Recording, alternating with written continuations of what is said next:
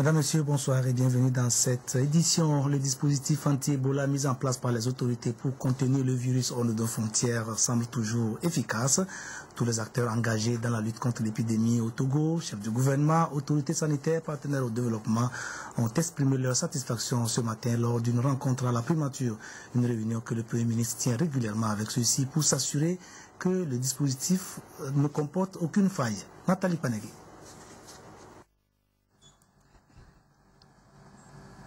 C'est une rencontre entre le Premier ministre Célia Godia-Homezounou et tous les acteurs engagés dans la prévention de la maladie à virus Ebola au Togo. Ensemble, ils ont fait le point et évalué tout le dispositif jusqu'ici mis en place par le gouvernement togolais. Nous avons souhaité cette réunion ce matin pour faire le point avec vous qui êtes nos partenaires et qui nous accompagnez dans le cadre de la lutte contre la maladie à virus Ebola, pour faire donc le point les mécanismes que nous avons mis en place, le comité de gestion, les centres d'isolement, afin que vous voyiez exactement où est-ce que nous en sommes et que vous puissiez nous dire ce que vous pensez de ce mécanisme et ce que vous souhaitez faire pour continuer à nous accompagner. L'Organisation mondiale de la santé se dit satisfaite des mesures prises par le Togo.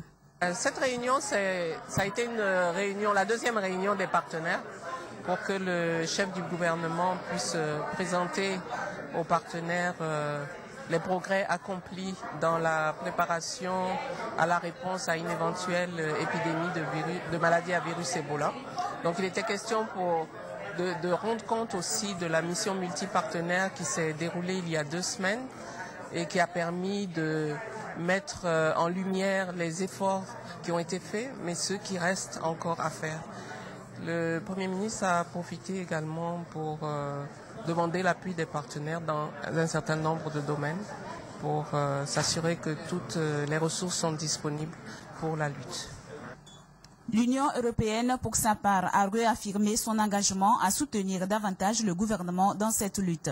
Nous avons retiré dès le début que notre idée, ce n'était pas d'éparpiller les efforts, mais aussi de coordonner. Et notre expérience nous montre que la meilleure coordination des partenaires se fait toujours à travers un leadership fort de la part des autorités. Donc dans ce sens, nous travaillons étroitement avec les services du Premier ministre et avec la représentante de l'OMS pour notamment renforcer tout ce qu'il s'agit de la coordination des efforts, des actions. Vous savez que l'Ebola demande des efforts à plusieurs directions. Il faut toujours quelqu'un qui puisse coordonner tous ces efforts pour être sûr que ce sont des efforts efficaces. L'Allemagne, un autre partenaire, a annoncé renforcer le dispositif existant par l'octroi d'une ambulance. Pour l'Allemagne, cette épidémie de maladie du virus et de Ebola est quelque chose qui nous préoccupe beaucoup. Nous nous sommes engagés avec beaucoup d'efforts dans les pays les plus affectés. Il y a même la Bundeswehr, les forces armées allemandes qui sont présents avec des médecins, des hôpitaux militaires, des moyens de transport. Dans la réunion, je viens d'informer Son Excellence, Monsieur le Premier ministre, que ce que nous, en Allemagne, nous félicitons des préparations du gouvernement togolais en ce qui concerne la prévention et la préparation à des cas éventuels qui, heureusement, ne sont pas encore survenus. Il y a encore des besoins ici au Togo et nous avons pensé, alors, qu'est-ce que l'Allemagne peut apporter, où est-ce que nous avons des capacités, des compétences particulières, et nous nous sommes décidés d'apporter au Togo un soutien sur le plan logistique. En Allemagne, on produit des ambulances de très haute qualité qui sont aussi équipées pour des besoins qui vont avec cette maladie. Cette réunion vient donc consolider le mécanisme mis en place pour une riposte efficace à toute éventualité. Après les acteurs de la lutte contre la maladie Ebola, c'est une délégation de l'Association des sages-femmes du Togo qui a été introduite dans le bureau du Premier ministre. Cette fois, il a été question de la santé de la mère et de l'enfant et des mesures mises en œuvre au Togo pour son amélioration avec en toile de fond la Karma. Madame Adjoa Adandogo d'Almeida, qui préside l'association, nous en dit plus au micro de Nathalie Panegui. Monsieur le Premier ministre nous a fait le privilège de nous recevoir ce matin pour lui expliquer le motif de la restitution d'un rapport sur la pratique de sage-femme réalisée en 2014. Il s'agit de l'état des soins de sage-femme. Vous savez que nous sommes à quelques mois de l'échéance 2015 où les EMD seront évalués. Et la santé de la mère et de l'enfant occupe les EMD 4 et 5. Donc cette étude a mis l'accent sur ce qu'il faut faire pour améliorer la santé de la mère et de l'enfant.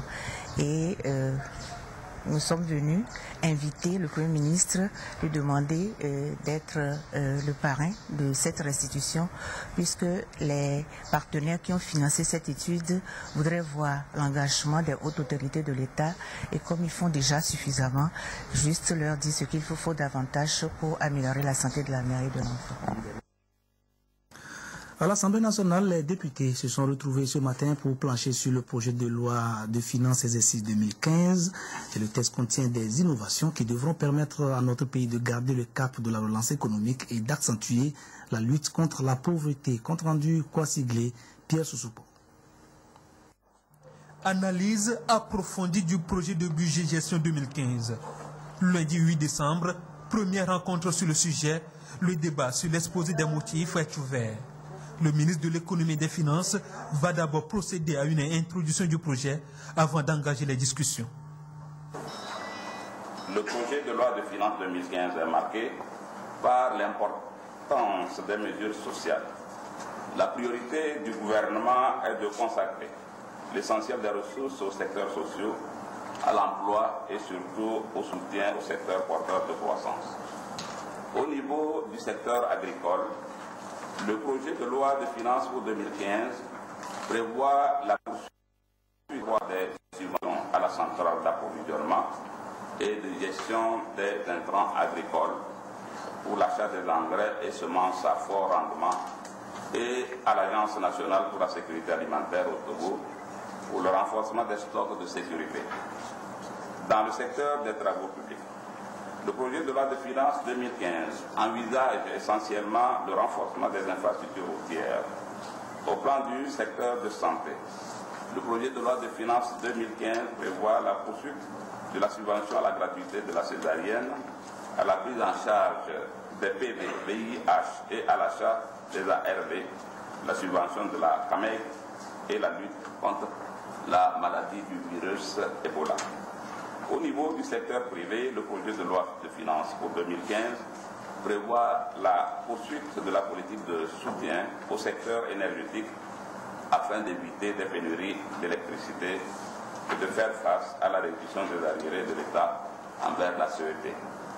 Je suis convaincu que la pertinence de vos débats et la qualité de vos contributions permettront d'améliorer ce projet.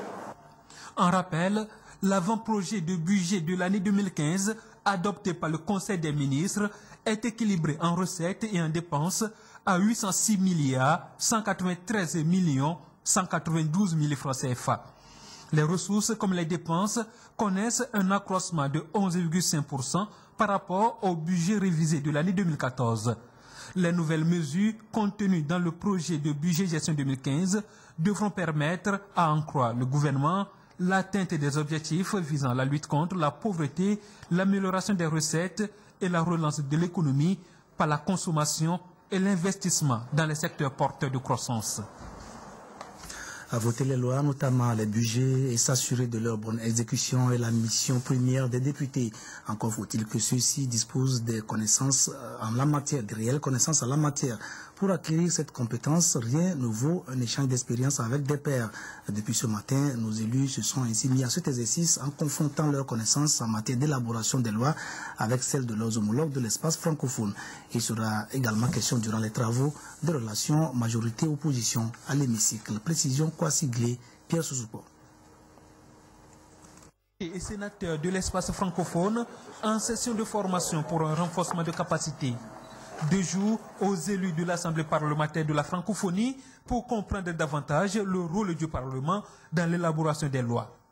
Les concepts généraux comparés dans l'espace francophone portant sur les relations majorité-opposition vont également faire l'objet des échanges. Le premier thème, le rôle du parlementaire dans l'élaboration de la loi, s'inspire du fait que l'article 83 de la Constitution stipule que le député et le gouvernement ont chacun l'initiative de la loi. Mais nous nous sommes rendus compte que dans notre Parlement, les députés ne sont pas souvent à l'origine de la loi. Et les lois que nous examinons nous viennent bien souvent du gouvernement.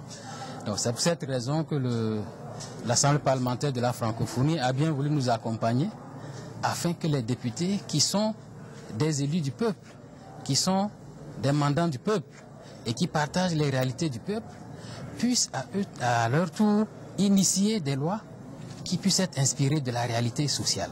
Ce n'est pas une tare que de ne pas avoir la maîtrise de l'initiative. Ce qui est important, c'est une fois que le projet de loi est déposé sur le bureau de l'Assemblée, qu'est-ce que le député en fait jusqu'à son adoption. Dans ce processus-là, il y a un élément qu'on appelle le droit d'amendement, qui est un droit fondamental et sacré du parlementaire, qui permet d'apporter une amélioration substantielle au projet de loi présenté par le gouvernement.